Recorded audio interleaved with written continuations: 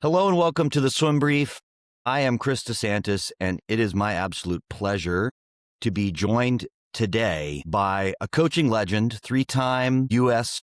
Olympic coach of many other Olympic swimmers outside of the U.S., Olympic medalists. He recently retired from a position coaching with the Arizona State Sun Devils. Dave Salo, welcome to the podcast. Chris, thanks for having me. I really appreciate it. Yeah, I am so excited to have you on here. I'm so excited to ask you some of these questions. I sent you an outline. I have maybe an obscure revisiting of history that might not interest anybody but me that we're going to get to in a moment with this. But let's start here because, you retired from your position at Arizona State. But, I was talking to David Marsh just a few weeks ago, and, retirement doesn't seem to be what it used to be. He said he's still working with a couple federations. He's still working with a couple of colleges. He had his hands in, multiple clubs across the United States. So what are you up to? Are you truly retired, relaxing on the beach, or what's going on in your day-to-day? Marsh and I had a brief conversation at NC Twiz when he told me he was retiring.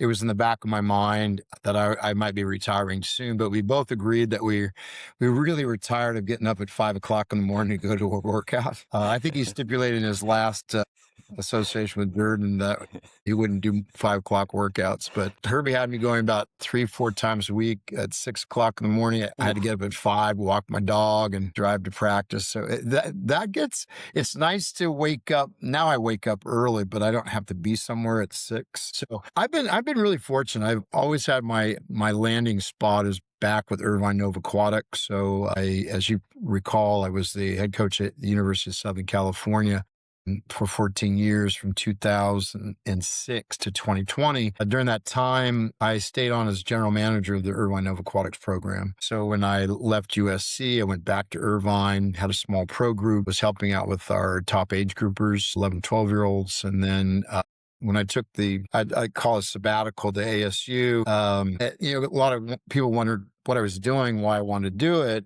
And I got to know Herbie as one of my assistants at the Duel in the Pool in Australia a few years back. I think he's one of the brightest young coaches that's coaching today. And I really wanted the opportunity to work with Herbie. I have this, I have this compulsion that I think I could be a really good assistant coach. And having been a head coach for so long that it was kind of fun to be an assistant for a while.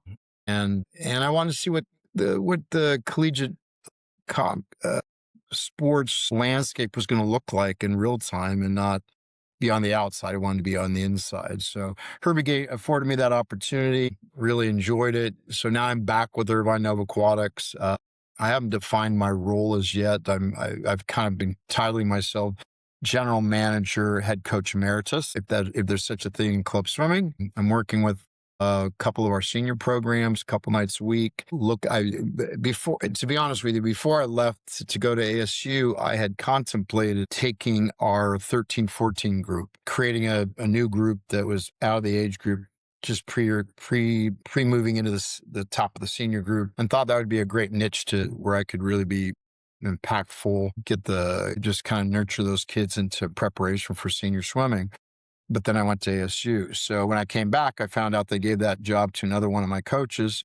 And so he's going to go on paternity leave here in a couple of weeks. I'm going to take over his group and maybe he'll hold on to a little tighter. I hope he's not watching this, but he may be. He's a kind of swimming nerd. So Kevin, you're safe. I'm not letting anybody go. But so I'm going to find my role. I want to do a little bit more mentoring with the coaches that we have. We've got a great staff at Irvine, and the city of Irvine's building a new pool, so there's going to be 3 50-meter pools on site or location in Irvine.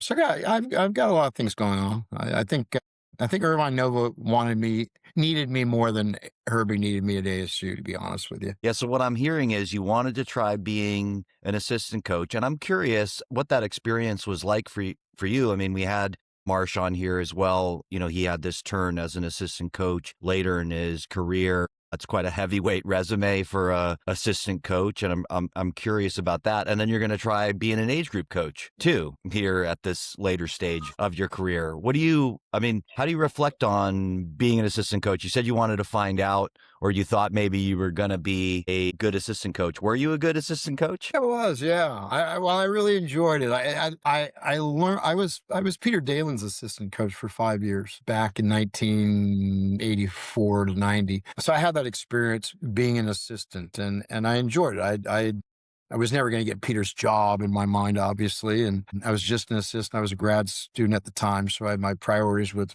finishing out my PhD and everything. I felt like everything that I learned as being a head coach, I could help Herbie if he needed it, if he wanted to call upon me and say, "Hey, how did you deal with this?" And I just enjoyed it. It was fun. It was fun. I'll tell you, the onboarding process involved sitting down with compliance the week before I started workouts, and it just brought chills up my spine. And I was like, Oh, no. what did I sign up for? Because the days of that were just awful. So I got through that first day, but Herbie gave me the opportunity to just coach, and he assigned me a group.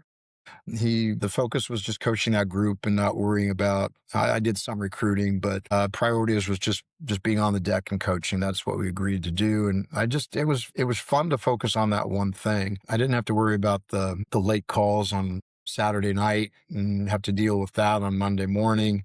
The kids would tell you at USC that the things that would get me really angry were lane line's not tight. That sent me off all the time. And when the grades came out, and then I was Yeah. really mad.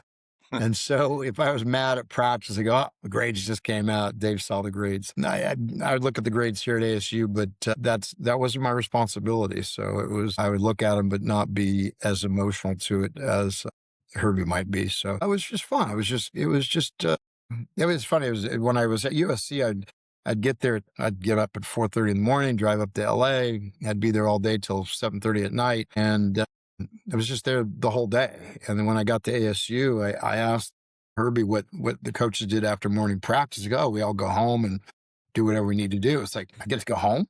That's kind of fun. So it's fun to have that opportunity just to focus on the coaching, focus on the Yeah. athletes, and I think the kids at ASU would tell me that I didn't present a lot of stress in the environment, that I was pretty laid back and energetic and energized by being there, but didn't have all that stress behind you that nobody knows about, that you're dealing with as a head coach. Yeah, I mean, I think it's a lot of coaches' dreams, right?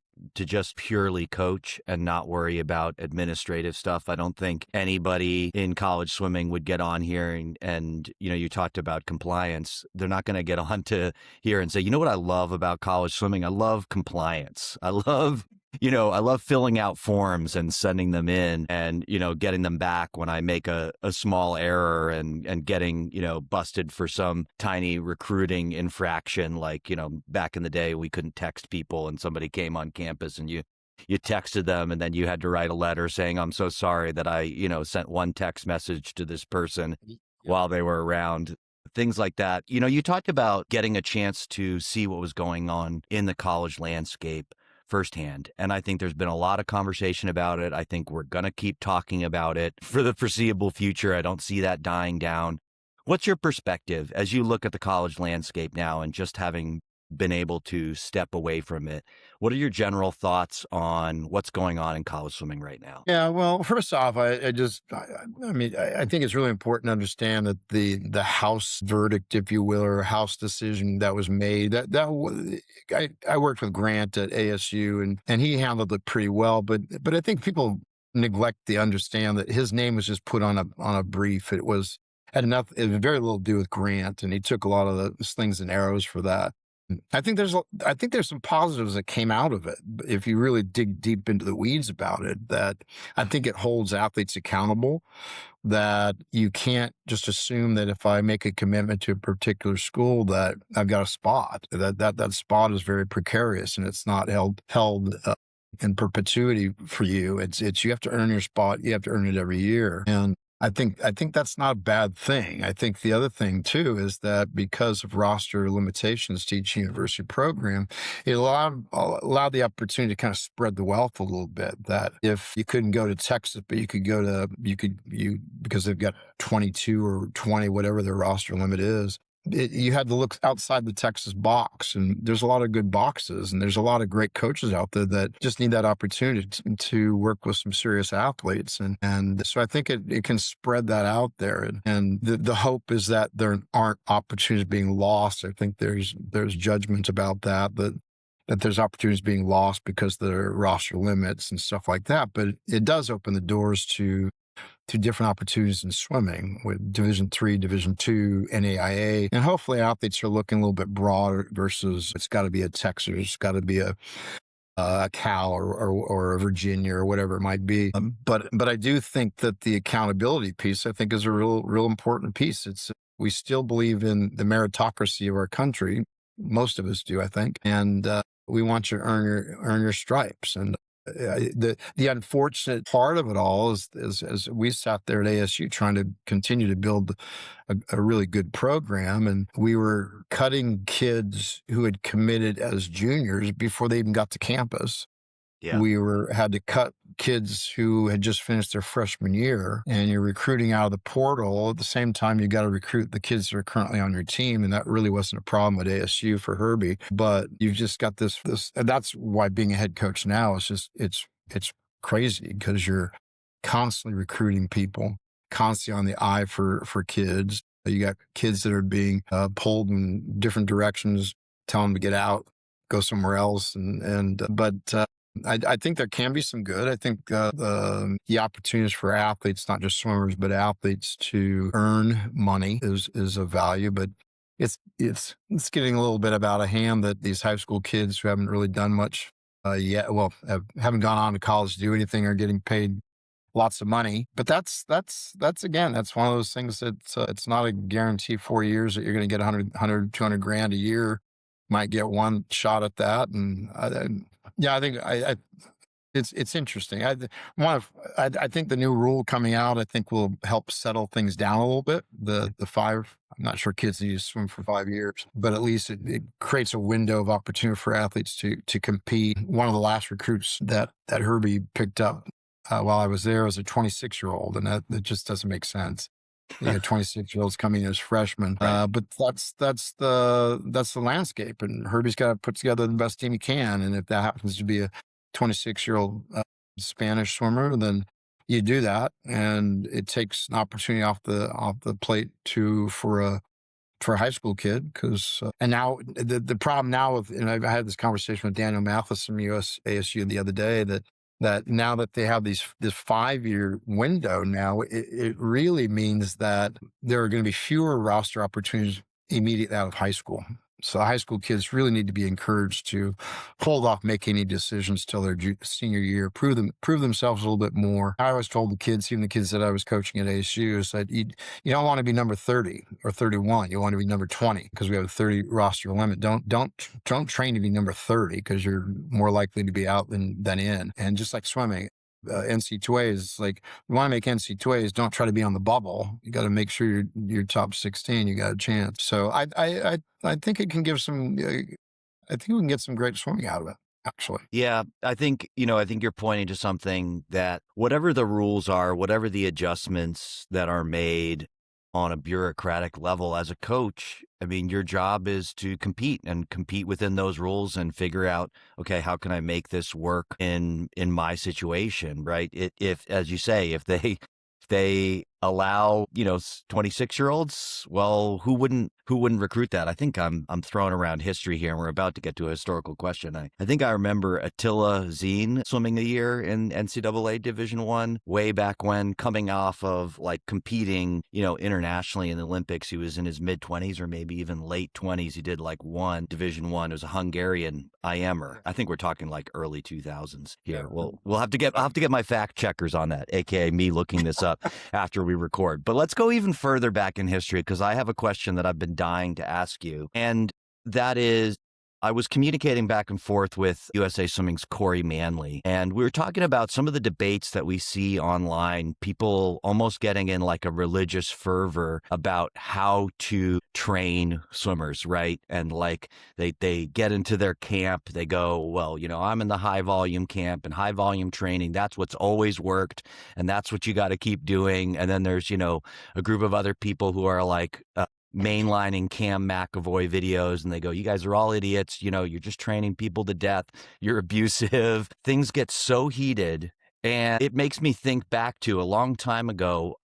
I had one of my first jobs. My boss said, like, let's make a training manual for coaches. I want you to look through old articles in Swimming World magazine, transcripts from Ask a Talks. And I remember I came across this like 10,000 word essay by Doc Counsilman. And it was basically all about you and how you were ruining swim coaching and how you were going to like destroy the whole sport. Now, I actually haven't been able to find the original article, but I found another article that he wrote afterwards where he was mad about how that previous article had not been published in Swimming World magazine, instead had been published in Swimming Technique. And I want to read just an excerpt of it so the audience can get the flavor of how the conversation was going in that time. He says, "I think it can be fairly said that a crisis point has been reached within the swimming community on account of these articles. Coaches who have had a lot of success with proven methods have become fearful of the effect of these articles,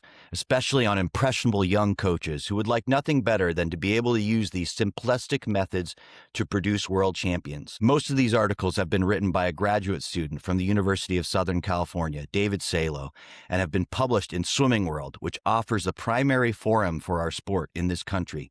A list of some of these titles clearly shows the direction their writer would like our training methods to take. Training tenets challenged, concepts of high-intensity training, a quick look at the distance myth, and low-yardage, high-intensity trainings." And then he goes on to talk about he's been to a conference and he's talked with all the best coaches in the country, and he's like, it's 18 pages long, right? Citing examples of here's how Vladimir Salnikov trained, and now you don't understand. What I've always been dying to ask you is, I have to imagine for like a young coach today, imagine you're a graduate student, you're an aspiring coach, up and coming coach. You've been studying exercise physiology. You've been trying to innovate a little bit on what people are doing training wise, and you publish your work, and then Eddie Reese is like recording hour-long YouTube videos talking about how wrong you are and how stupid you are and how you're ruining everything. Like, what was that like at the time? Well, the backstory, I was working on my PhD at USC. I was an assistant to Peter Daland. He was cited as one of those concerned coaches in that Right. article. Actually, Was Corey he? Manley, Corey Manley, you had on your brief a couple times, and I got to work with Corey at ASU. He's great. He's a smart guy. We had a great time together. I loved working with him.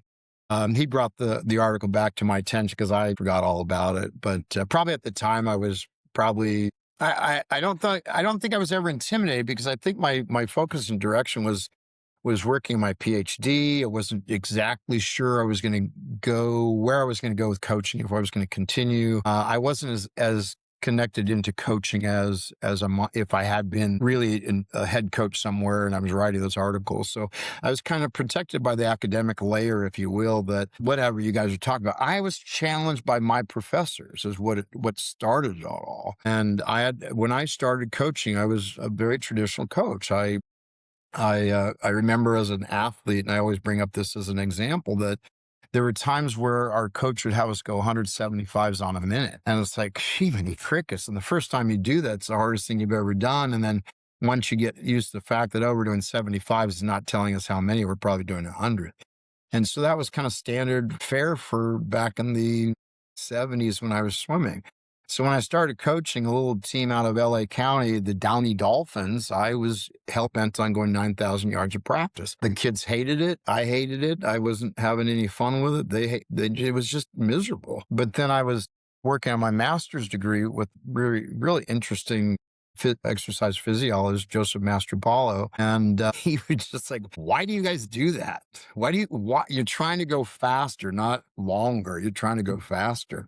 And I didn't have academic answers for him. And all the research I was looking at, and he'd show me research, and it would say otherwise. And the key element to the directional change for me was in a lab class for his exercise physiology. Our Professor Master Paulo had us do this lab exercise, basically, where if through the semester, you would ride a cycloergometer and you'd ride it for, I think, 30 minutes. And you'd measure your power output over that 30 minutes. And when you'd plateau out, we were assigned to go, I think it was 20, 15-second bouts of all out exercise on the ergometer at twice the torque or whatever it was. And then you'd come back and do your 30-minute long ride again. Then all of a sudden your power output was increased significantly. You're like, that doesn't make any sense. You did less, you went faster, you went harder for a brief amount of time, and it impacted your 30-minute ride. And you go through the semester, whenever you plateau out on 30 minutes, you would go back to these short, high power output efforts. And then you'd find that your 30-minute ride would be more powerful. So that's what instigated it all. And then a friend of mine was one of the editors for Swimming World magazine. And we had this little book group that we got together once a month, and we three or four coaches together. We'd read articles, we'd read books or whatever, and share them. So we had this book club, and so he invited me to be a writer, a columnist with the physiology corner in Swimming World magazine. He said, "Just throw it out there. I'll publish it." So it's like, okay, we'll do it. So that started all. It was all very academic. When I reread the article that Corey sent me from that Doc Counsilman wrote, it was like, yeah, that would be really intimidating because it was Doc Counsilman. He was citing all these really great coaches, very successful coaches who were really concerned about me writing these articles. But once I changed my coaching with the small little club I had and changed it dramatically. And the first swimmer I had to make a junior national time was a 13-year-old 500 freestyler, miler. And it was like, well, there we go. There's proof in the pudding. So once I kind of got on my own, it was like I was convinced that we could find a better way to train, more race pace oriented, and it just took off. So in retrospect, it could have been really intimidating. And I didn't let it get to me, so I just stayed the course. To what extent, though? Another thing I've always been curious about: to what extent do you think? I mean, do you run into people who, maybe they say to you, like, "Dave, I'm with you. I read your book and I train swimmers the same way as you," and you start going like, I don't think you're doing the same thing as me, because I have noticed, I mean, for instance, you had a longstanding relationship with John Urbanchek. That's not somebody who people think of as necessarily a high intensity, low volume coach. I have the sense that there were many things that you and John had in common that, people who are sort of thinking very dogmatically about how to train swimmers just don't really get. I mean, what did you guys find in common? And do you ever feel like people are ascribing what they're doing to you, but missing the mark? Well, I swam for John for a year. I went to Long Beach State and I swam for him my junior year. I swam 2 years at junior college, thought I was done swimming. My roommate was going to swim for Urbanchek, and I happened to be in John's office, and John asked me if I swam. I said, "Well, I used to." He said, "Well, I'll see you Monday morning." So I decided to swim. So I swam that 1 year with John. So John and I had a great friendship. John, I think, is kind of characterized as a distance coach, but he's a lot more. He's not like over distance, and he would always tell you that he doesn't. Most coaches train for the mile by swimming 3,000. John would come to the mile from the 400. So he'd come to the 400 through the 200. So I used to laugh at it. We joke. When he retired from Michigan, he moved back to California, and I said, "Come be my volunteer assistant coach. We're good friends." And I trust John, and that's where I think he probably coined the term, or we did it together. Work works. And if you get athletes to believe in what you do, the work works. And if you're trying to get them to maximize their skill set. But John's workouts weren't 175s on a minute. It was very, very thoughtful set of work. It was not a lot of times that I saw John where he would do things that were just, you would just think of them as more distance oriented. They're more you call them middle distance, if you will, but that's how he built the mile. But I used to laugh and joke with him that I said, John, I have a gold medalist in the mile. You only have a bronze medalist in the mile. And he goes, yeah, but I have a faster sprinter than you ever had.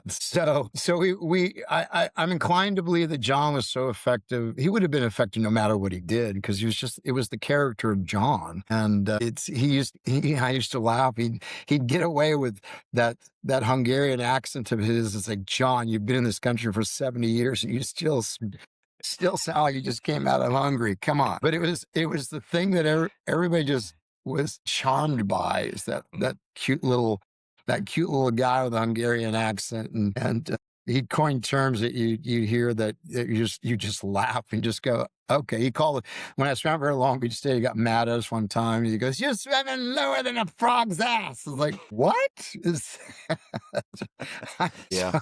so he was just a charming guy that no matter what kind of work he prescribed, he did it well.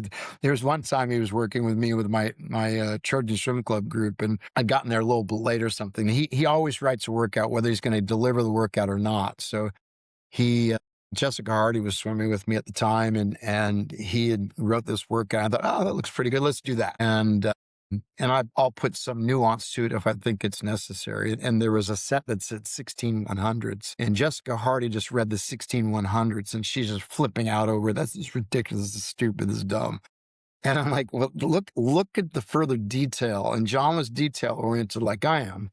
And so there are always details to his sets. It wasn't just 16/100s, swim them. It was 4 this way, 4 that way, 50 of this, 50 of that. And so I had to re-prescribe the set to her that would make it more palatable to Jessica Hardy, that don't look at it as 16/100s, look at it as 250s plus 100 4 times through. It's like, that sounds different. So yeah, so John and I just had a great friendship and relationship. He was always so supportive of me, and I don't know that he necessarily agreed, but he was never critical of what I believed. And so he was always, to the end, he was always so supportive of what I did, but also recognized that the results I had with athletes is pretty significant, that it matched anybody else in this country, and some might say a little bit better, in a very different methodology. And that's always been my message with coaches. Like, look, I do what I do, and I believe it 100%. And it's based in the sciences and not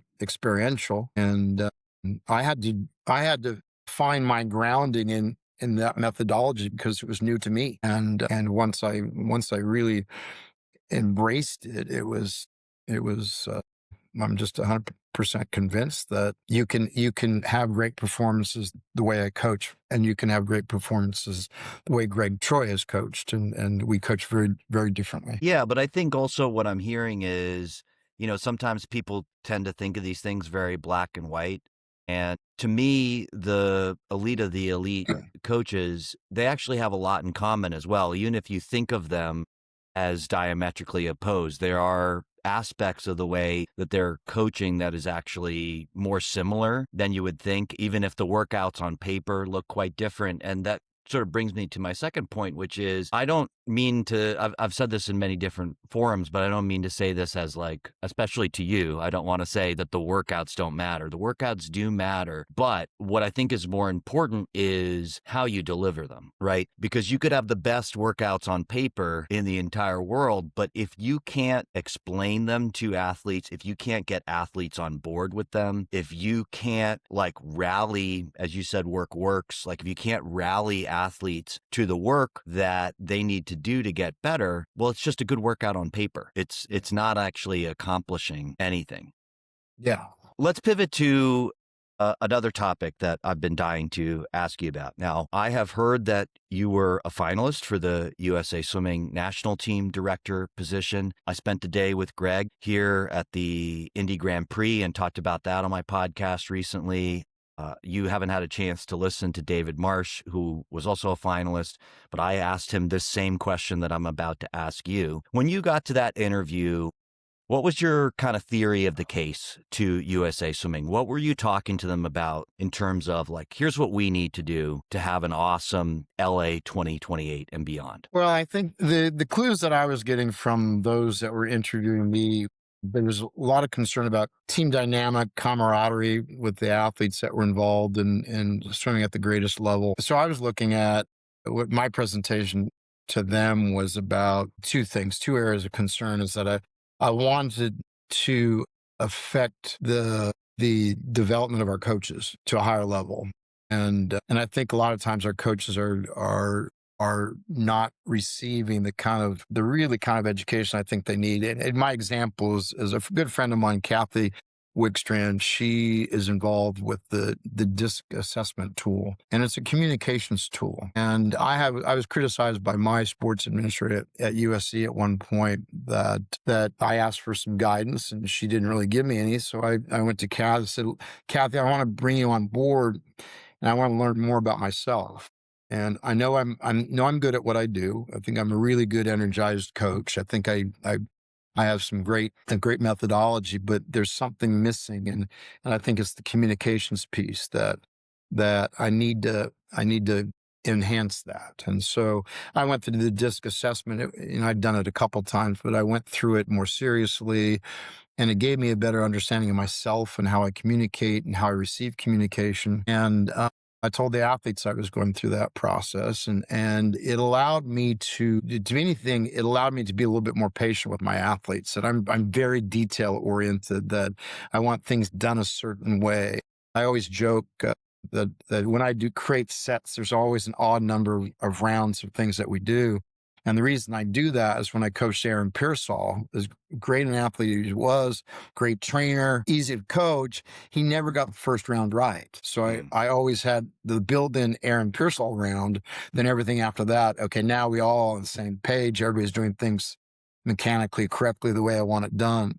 And so I found myself, I think probably not even during my club days at Irvine Nova before I went to USC, there's just you just get so overwhelmed by the way things are being done, and them not doing that the right way. You get really frustrated. You take that out on your athletes. So I think the athletes learn from my experience with that is my patience level increased dramatically. It's like, okay, I'm not explaining it correctly. If they're not getting it the first time, or by the third time, then I'm not communicating it correctly. And I need to understand how they receive communication.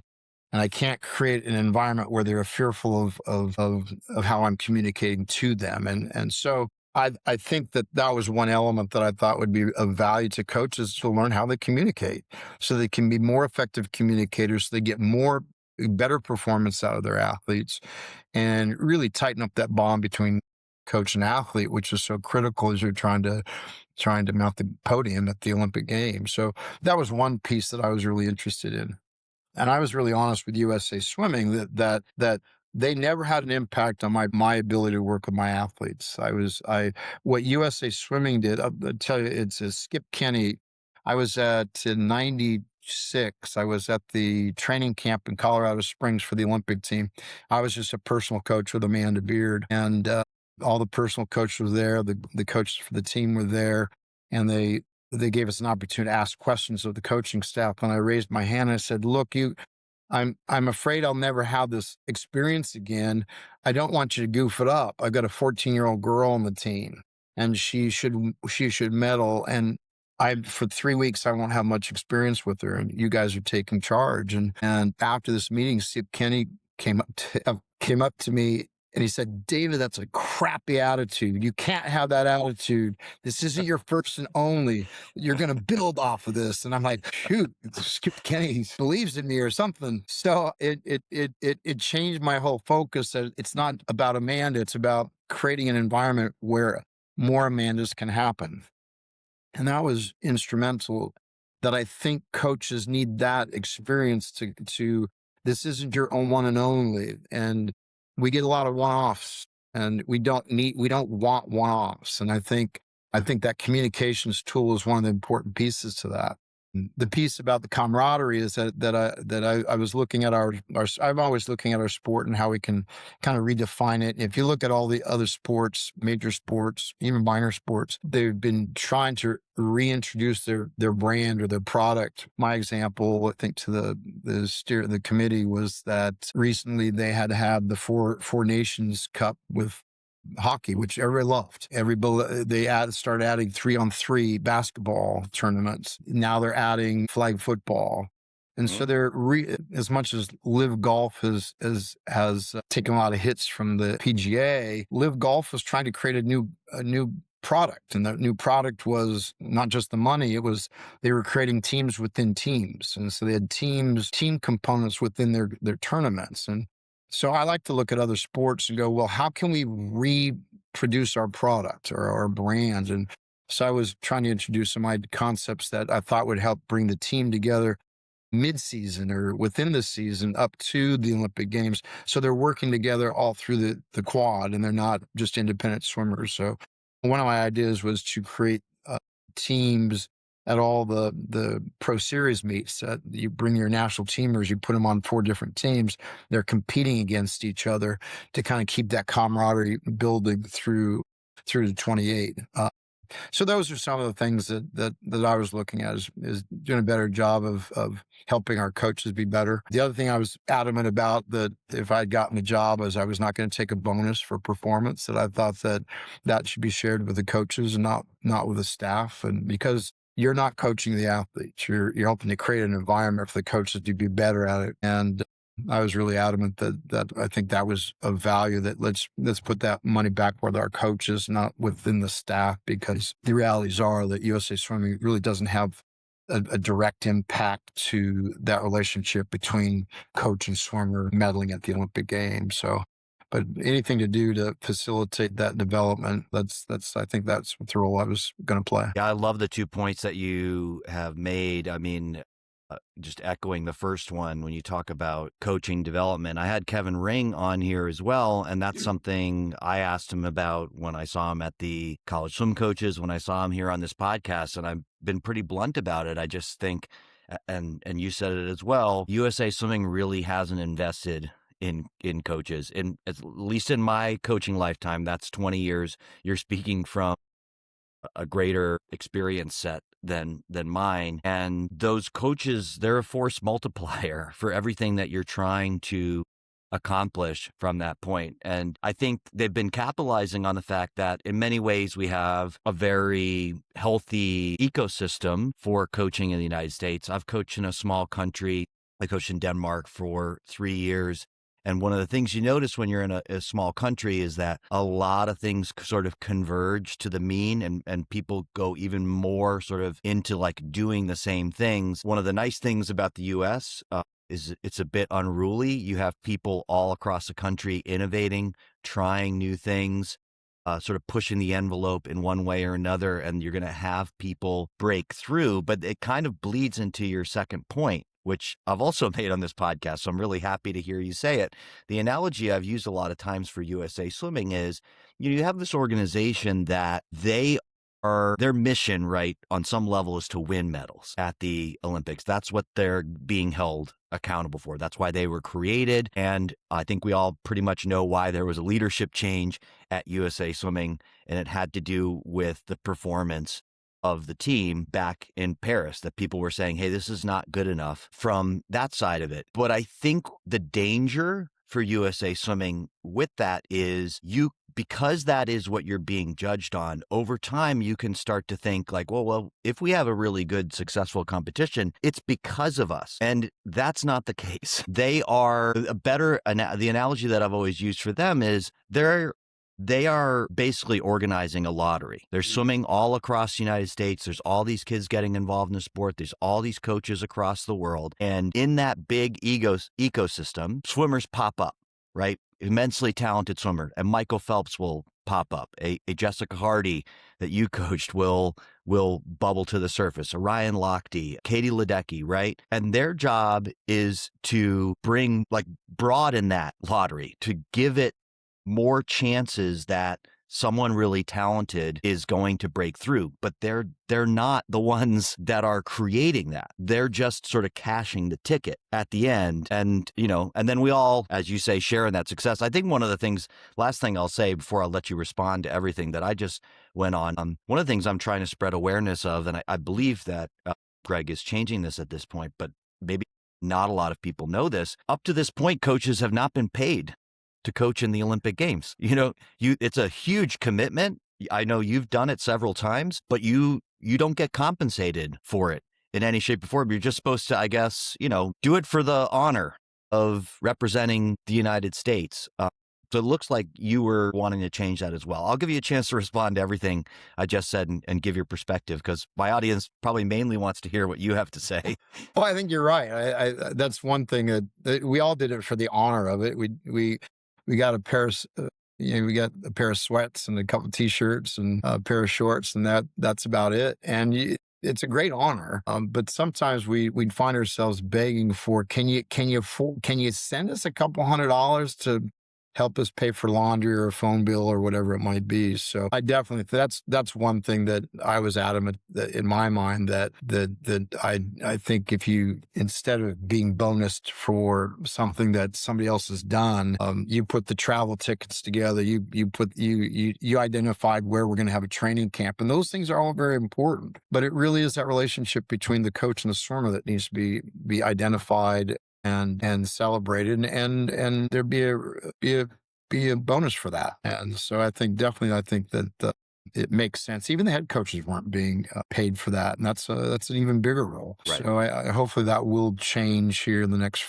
few quads, and it makes sense. And so I certainly agree with that. Like I said, I've found that there are moments in my relationship with USA Swimming that kind of inspired me, with Skip Kenny kind of telling me, knock it off. You're going to produce more athletes. I came away from national team coaches camp once, and early on when I was at Nova, and came away better understanding that my role was bigger than just my club. It was about finding those kids that could become medalists, and then develop them and work them towards that. So, but outside of that, it used to bother me. I did during Lindsey Mintenko and Tim Henshaw's reign at the USA Swimming. You'd be around national team coaches, and they'd be complaining about Tim, or they'd be complaining about Lindsey. And it's like, what do you expect from these people?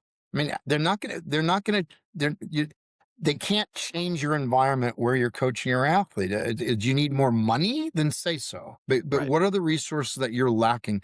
And my criticism of that complaining was that a lot of these national team coaches were college coaches. You have all the resources possible. You've got weight rooms, you've got nutritionists, you got psychologists, you got great water time. At ASU, for 2 years, I didn't have to tighten a lane line. Right. I mean, it was, what? That's like unfathomable. So they would complain about things that never really made a lot of sense to me, because they're not going to impact your relationship with your athletes. And unless you're just barking up the tree for money of some sort, what are you going to use those dollars for? I think their role is to just, part of what I wanted to do is to do a better job of selecting a coaching staff for these trips, and educating those staffs that you're here clearly because you put people on the team, but your job is global. It's not isolated. We've had coaches and I became aware of this like after the fact, that sometimes we'd have coaches who are on a staff who've been assigned 3 or 4 people, and they pay only attention to the one swimmer that they have.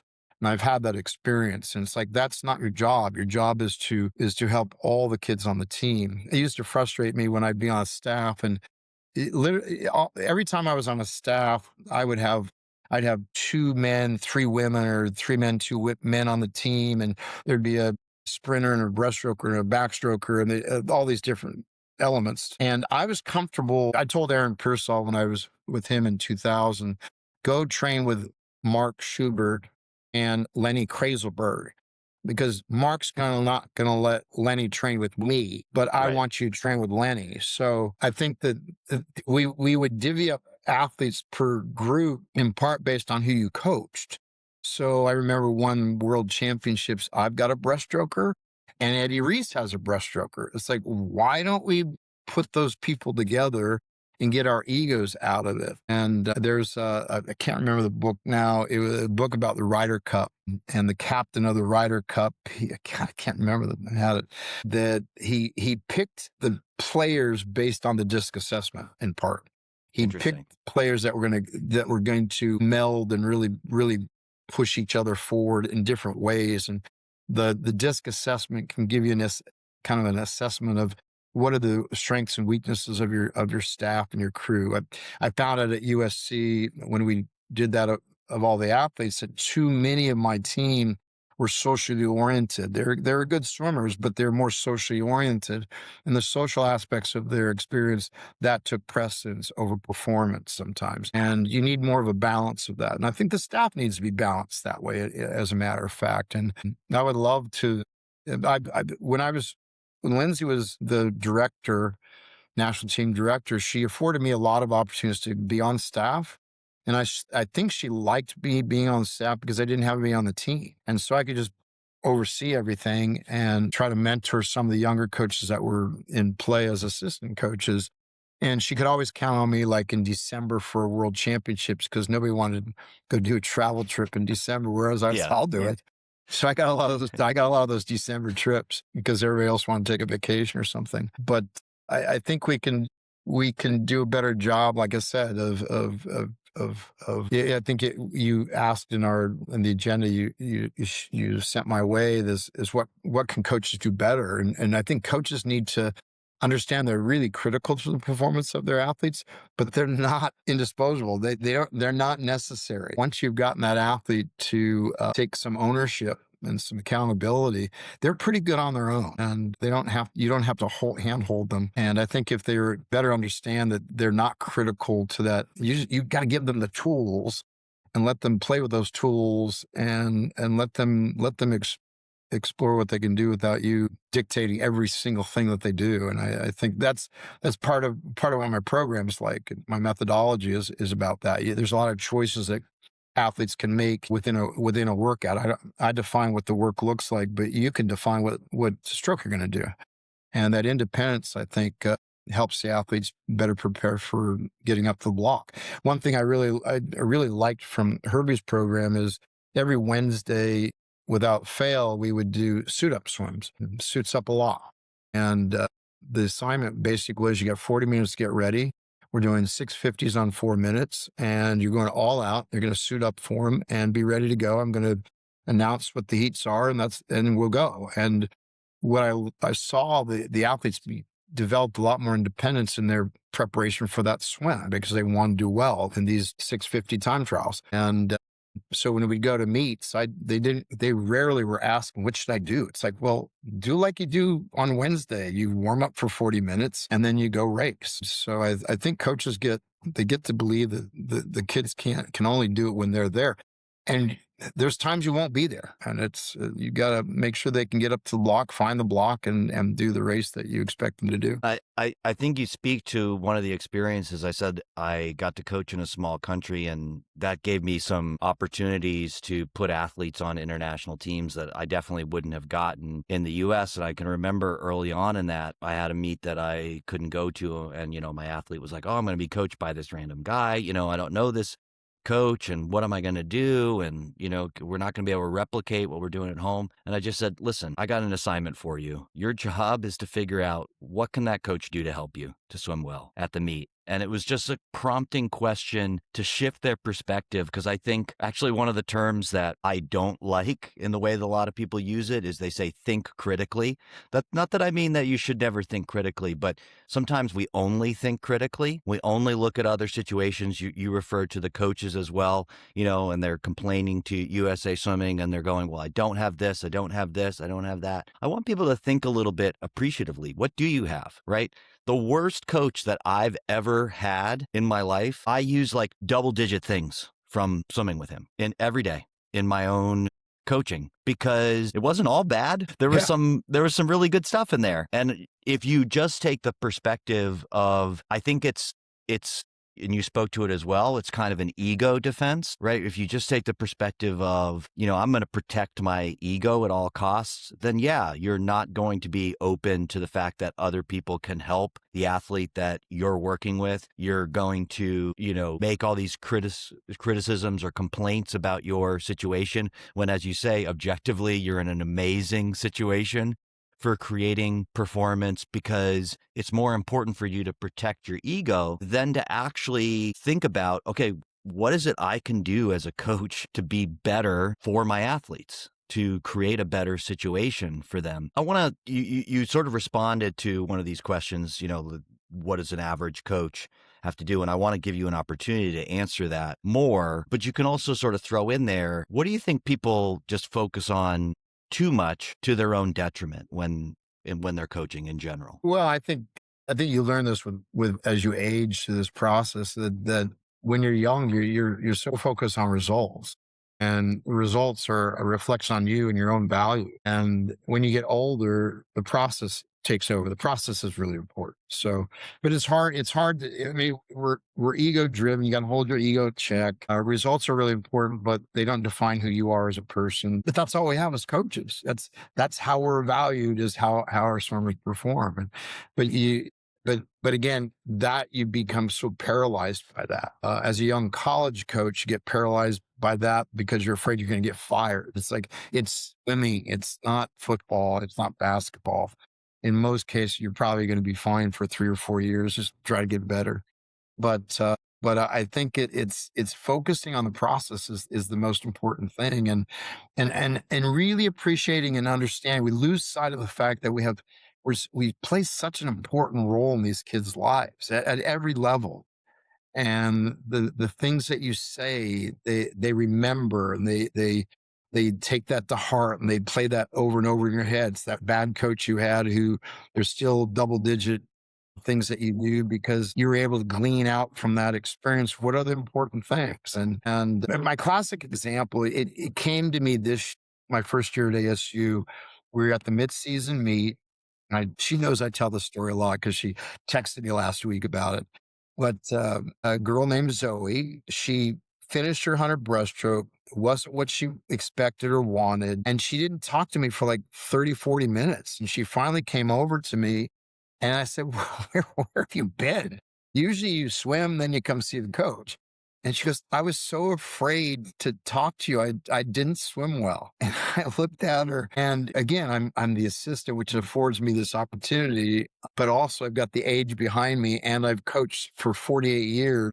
And I've had great experiences that I told her. I said, Zoe, I will never be disappointed in you. I'm disappointed for you. And it's just that change in language gave her a different message that yeah, in perspective, I know you work hard. You come to practice every day. You work hard. I have no criticism of the effort you put into this.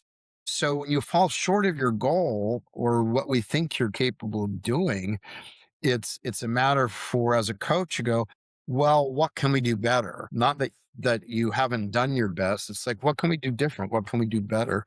And not to be so judgmental about a performance, because in the in life's perspective, it's just swimming. And nobody died because you went 100 instead of 59, whatever it was. But it just changed. I mean, just you saw this weight lift off her shoulders immediately, and that I think is we got to remember that the kids again goes back to the disc assessment thing, is how you communicate to somebody.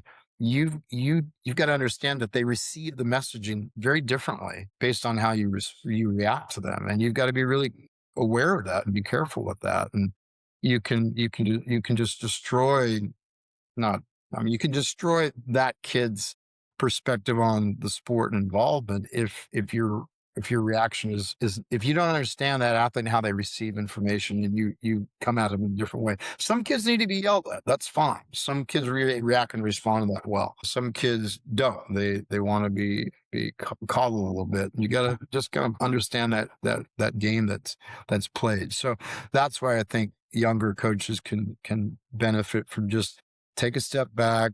It's not about you, and enjoy the process, and the process will take care of the results, I think. Yeah.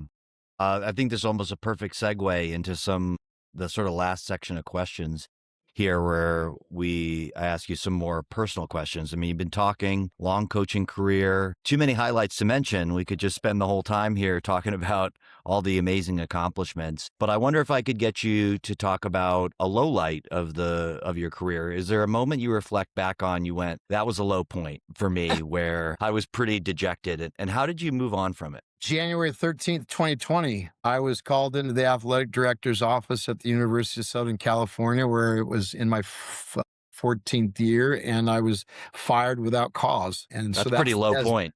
Yeah. that's pretty darn low. Comes out of the blue, and didn't see it coming, and with no explanation forthcoming in the middle of a season. And so that was my low point. And just the story is basically I did a clinic in Sweden, came back from that, got a text from the athletic director to meet him in his office, went to his office, and there in the office were a couple of people that I didn't know, didn't recognize. He was a brand new AD, had been there maybe 2 months. And when I didn't recognize these two people sitting down there, I knew it was a bad sign. Yeah. They basically said I was going to be walked off campus that afternoon. Holy smokes. I sat there and I said, I don't think you really want to do this. We're in the middle of a season. And if you fire a coach in the middle of their season, it doesn't look good for anybody.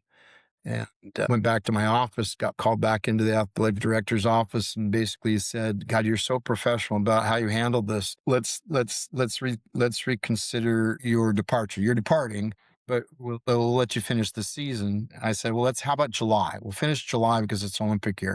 We didn't know COVID was going to hit us so bad. Yeah. So I talked them off the precipice, finished up through July, basically was my last deal. They paid me off, paid my contract off, and but it was disheartening. Obviously, I always knew I could go back to Irvine Nova, so it wasn't I was without a job, so I could recover there. But I left because because of COVID. Instead of running through July, they basically closed campus off in late April. So I came home to my property in Orange County, felt sorry for myself for a couple days, and then said, well, that's stupid. If this is at the end of my coaching career, I had a pretty darn good career. So let's quit being a pity pants. The thing that bothers me the most is not knowing what transpired. Why was that happening? But I came to find out that there was just a purge. If you know that fell in line with the whole Varsity Blues scandal that USC was involved with, a lot of universities were involved with.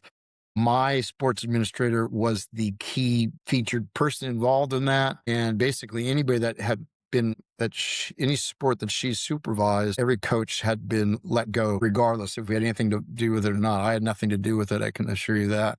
In fact, my brother had called me the morning that there was some arrests going on. He goes, "What's going on?" And he explained to me what was going on, that rich people were paying hundreds of thousands of dollars to get their kids into USC. And I told him, I said, well, that's really dumb to pay hundreds of thousands of dollars to go to school where you're going to pay hundreds of thousands of dollars to go to school.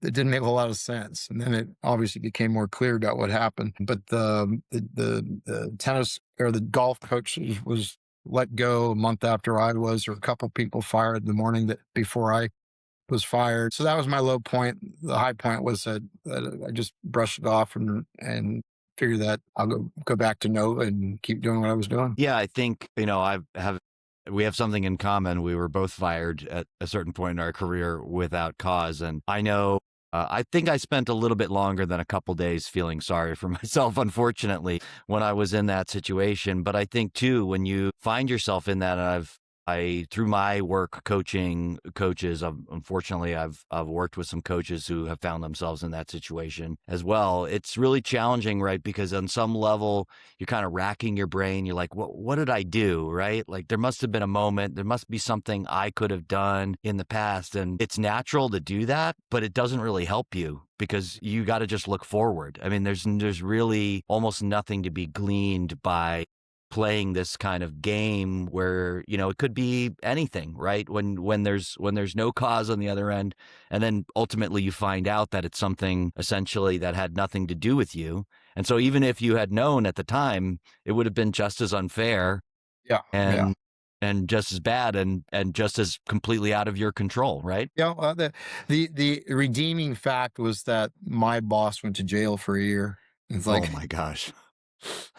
Yeah. So you think almost they were preemptively firing people just to be like, we got a clean house just in case something comes out down the line, we will have already purged or something like that?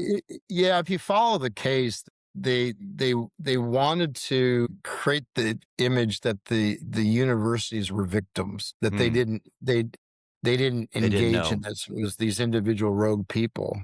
And the argument, I didn't have a very good relationship with this administrator, but her argument was that there was pressure placed on administrators to bring in money, and this was just a vehicle to bring in money. That the universities she wanted to say that the universities turned a blind eye to it, and the university was saying, no, we were victims of this. And so that's just my supposition of what happened, and we were just purged. And Yeah. yeah. Otherwise, I might be there today. Right. What do you do to stay on top of your game? I mean, I think people know you've got an educational background, you got a doctorate. I mean, you've just been working with Herbie. I can gather from also you saying that you got along well with Corey. You know, you're just the kind of person who I think values other people, who are curious people, people that are knowledge seeking, that have a love of learning. But, you know, I think part of the reason why I do this podcast and a lot of the questions I've been asking you is because I want coaches to hear about you and your own process, so that not so that they can, again, just copy paste what you're doing, but I think if they understand some of the process for how you accomplish what you did in coaching, it might inspire them to do some of the same. So what have you done over the course of your career to better yourself, to stay on top of your game? Well, I'll tell you real interesting that one of the things that I did when I was at USC is that it may sound a little strange, but I also use this as a messaging for coaches, is that I was playing a pickup game of basketball every day, and it was faculty and staff every day at noon, and we'd play for like an hour and a half, and we'd pick up 5-on-5, and we'd play. And I'd never played basketball before, except a little bit of PE stuff in junior high, but nothing much. Didn't really know how to play the game, didn't know the skill set. And so I wanted to play, and so I would be there every day, and purpose there I'd be the first one there, because they had to pick me if I'm the first one there yet.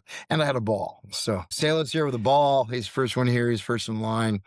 I guess we have to pick him. So they figured out I wasn't going to go away. And so those with skills were there to teach me the skills.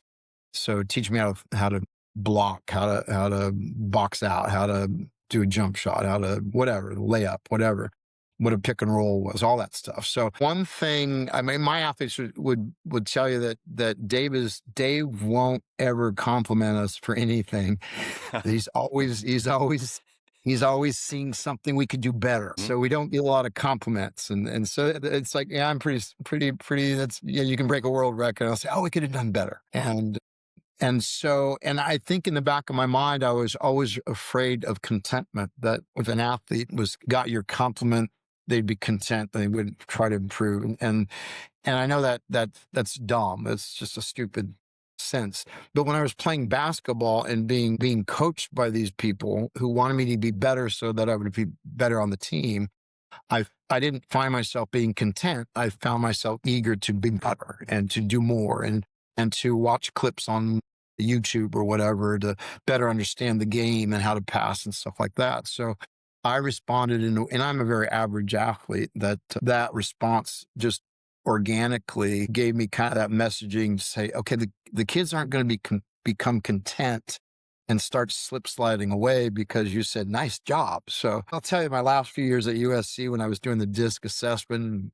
doing the aha moment of basketball, they'll tell you that I was different. I was still very focused on the details and the energy of the workout and the environment and all that stuff. But they found me a little bit be more personable because of that. So because I'm so technically oriented and like doing different things within the work, I actually like looking at Instagram posts that coaches put up with some of the things that they do and go, oh, that's a cool drill, or because I incorporate those things readily. And a lot of coaches who are more volume based, they don't want to do any of that stuff. Whereas I like to explore just the different ways to do things, to get things done. So I actually like some of the Instagram post stuff that I see. As much as everybody says things like social media or Instagram, things like that is a danger to our kids, I think there's some really great, valuable things in there. There's great motivating things that you can glean from posts and different drill things, and some of the mechanical things that you can see. I got a little upset with some coach who posted something up about breaststroke one day, and sent a message, and as I'm sending a message, I see a message come from Rock Santos, and we were both on the same page, like, "Yeah, you're teaching it wrong, wrong." So, yeah, it's, I don't do a lot of academic study or read. Herbie does a lot of that stuff. He's Yeah, very, very well read. I don't know if you've had him on your I have. podcast, but he's yeah, okay, yeah. So he's funny because a lot of the books that he reads are more track and field oriented. Sure. He's a big fan of that stuff, and I there are some similarities to swimming, but there are also some contrasts. And so and I don't think it's hard scientific fact the way track and field does what they do. They've gone a certain direction because track and field. So, but I think so. I got a few books from him. The podcast you did with Corey, you guys were talking about a book. So I ordered that book. So I'm going to read that book and see what that can enlighten me with. And You're going so, to get yeah, I'll just, exposed to some Danish sports psychology. I'm so sure. excited. Yeah. Yeah, sure. So there's some cool stuff out there just randomly picking up.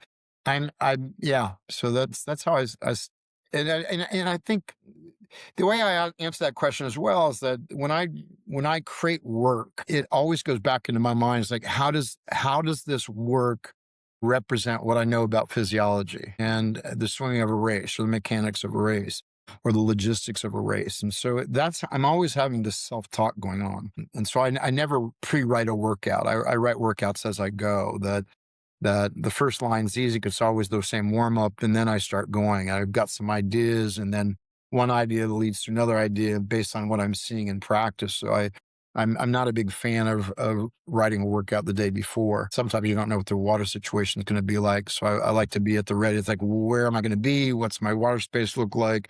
So I'm really affected by what my environment looks like. So I tend to write as I go. And I have some great workouts when I do it that way. Yeah.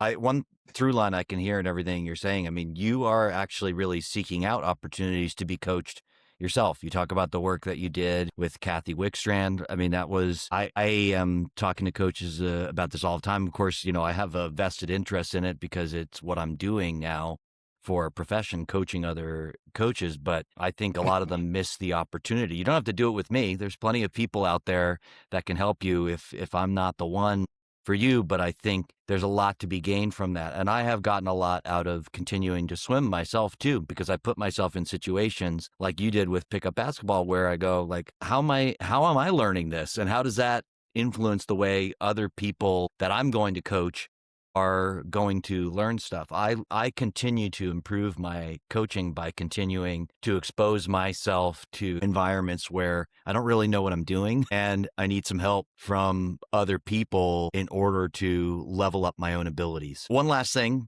final question. And this is like, I'm aware of asking this, I asked different versions of this.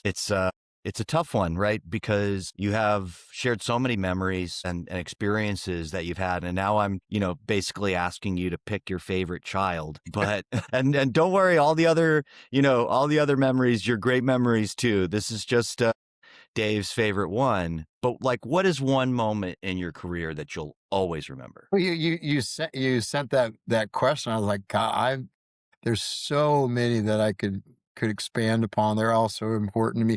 I got to tell you, the one that comes up almost instantaneous right now is that I got to coach Amanda Beard as a 13, 14-year-old kid to the Olympic team and Wasn't that American wild? record holder. Yeah, and just how this experience with her, see, right, coaching her through her rise, coaching her through some really tough times that she was having, watching her rise again away from me when she swam at Arizona. But now, when I was coaching at ASU, I got to see Amanda in her coaching experience at Arizona, and it was just really cool to share that new experience with some of you worked with at such an impressionable age, and now here she's a mom of two kids, and we have these great conversations. And I was really frustrated like mid-season with our breaststrokers pull down. So I called and said, Amanda, what are you doing with your breaststrokers on pull down? I'm just having a tough time. And just having that end-to-end experience with an athlete. And I had the same kind of experience with Michael Kavik. He goes by Milo now. Milo Kavik coached him as a young kid. A great experience. He was sometimes tough to coach. But I learned a lot coaching him to be better at coaching athletes like Mike. Milo, and now he invites me to do clinics up at his program in Seattle periodically, and we have a great time getting together. And so I love those experiences that I've been able to coach somebody, but I haven't burnt the bridge. I think is really critical that we stay in contact. Aaron Pearsall, we talk at least once a year because I call him up on March 20th of every year because that's when he broke his first world record, and it happened to be my mother's birthday, so that's why I keep it in mind. And so we talk at least once a year and just share those memories. But every one of them has it's Otis Mooley winning a gold medal in the mile, and that was special because nobody thought I could coach an athlete to that. My first year at USC, I coached Larson Jensen to the NCAA championship in the mile and the 500 freestyle. And so that was those, again, moments where unexpected by anybody around me, that's like, you don't coach distance people. It's like, yes, I can. And I'm going to prove it. So yeah, there are all those moments. The moment when Rebecca Stoney breaks the world record that goes under 220 in the 200 breaststroke.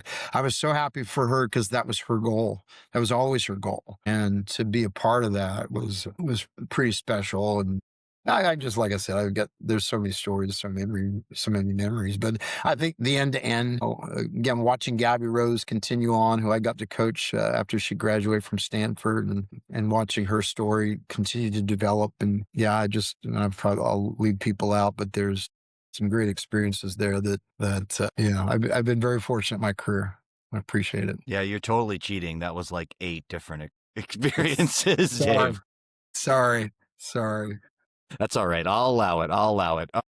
Okay, we're gonna wrap this one up. I know that I've seen you pop up a little bit on social media. Maybe I've been watching clips of you talking to Milo's team, and I definitely want to have him on here as well. So Milo, if you're out there, you're gonna get a message from me in some shape or form soon. You're on my list. But is there any direction you want to point people to? Anything you want to promote in terms of what you're doing now? Anytime I write a workout, I post up on Instagram. So I don't know. My handle is Salo.David or something like that. I don't even know. But I post all my stuff up there, and that's about all I'm doing. I'm not writing a book. Been asked to do that a couple times. I'm not interested in doing that. Yeah, I do clinics for ASCA periodically. So that's about what I'm doing. Yeah. All right. Amazing. If you guys want to get in contact with me, crdesantis@gmail.com. That's my personal email address. If you want to go to my website, chrisdcoach.com. It's actually brand new, looks really cool. And you can donate to this podcast as well. This is a listener supported podcast. We don't do ads on here, but we bring great guests like Dave to you. And if you want to support the podcast, there's a link on the front page and on the podcast page of my website. You can give a one-time donation. You're not going to be sucked into any vortex where you're like sending me money every month and you forget. I'm not doing that kind of manipulative stuff. But I really appreciate your support. ChrisD_coach on Instagram is where you can find clips of this podcast and other posts about the coaching work that I do with coaches. I want to thank my guest, Dave Salo, for being incredible today. And I want to thank you guys all for listening. And I will be back with you again in a week.